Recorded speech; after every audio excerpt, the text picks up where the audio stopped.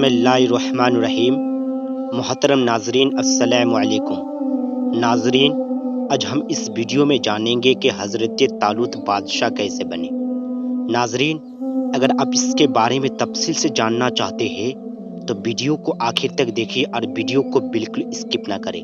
تو چلیے ویڈیو کی اسٹارٹ کرتے ہیں۔ ناظرین، بنی اسرائیل کا نظام یوں چلتا تھا کہ ہمیشہ ان لوگوں میں ایک بادشاہ ہوتا تھا جو ملک کے نظام چلاتا تھا، اور ایک نبی ہوتا تھا جو نظام شریعت اور دینی امور کی ہدایت و رہنمائی کیا کرتا تھا۔ اور یوں دستور چلا آتا تھا کہ بادشاہی یہود ابن یعقوب کے خاندان میں رہتی تھی اور نبوت لاوی بن یعقوب کے خاندان کا طرح امتیاز تھا۔ حضرت شمویل علیہ السلام جب نبوت سے سرفراز کیے گئے تو ان کی زمانے میں کوئی بادشاہ نہیں تھا، تو بنی اسرائیل نے آپ سے درخواست کی کہ آپ کسی کو ہمارا بادشاہ بنا دیجیے۔ تو آپ نے حکم خداوندی کے مطابق حضرت طالوت کو بادشاہ بنا دیا۔ حضرت طالوت بنی اسرائیل میں سب سے زیادہ طاقتور اور سب سے بڑے عالم تھے، لیکن تھے بہت ہی غریب اور مفلس۔ چمڑے کی دباغت یا بکریوں کی چرواہی کر کے زندگی بسر کرتے تھے۔ بس بنی اسرائیل کو اعتراض ہوا کہ طالوت شاہی خاندان سے نہیں ہے، لہٰذا یہ کیسے ہمارا بادشاہ ہو سکتا ہے؟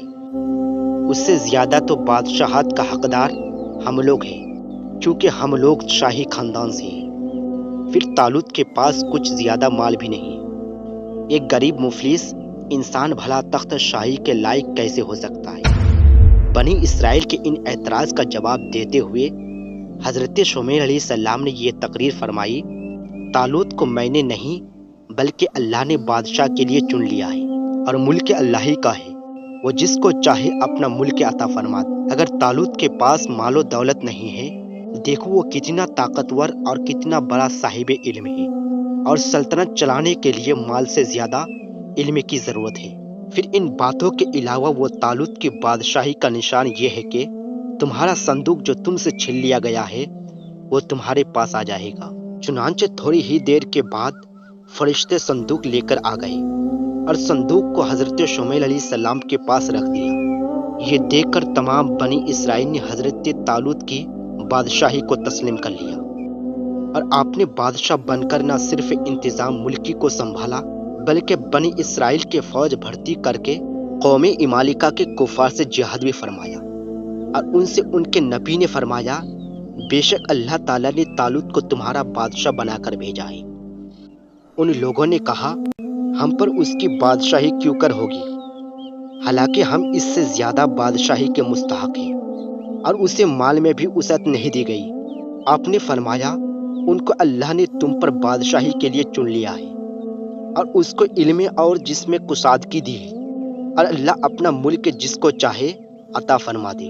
اور ان بنی اسرائیل سے ان کے نبی نے فرمایا: اس کی بادشاہی کی نشانی یہ ہے کہ آ جائے گا تمہارے پاس وہ صندوق جس میں تمہارے رب کی طرف سے دلوں کا چین ہے، اور موسیٰ و ہارون کی ترک کی بچی ہوئی چیزیں ہیں جس کو فرشتے اٹھا کر لائیں گے۔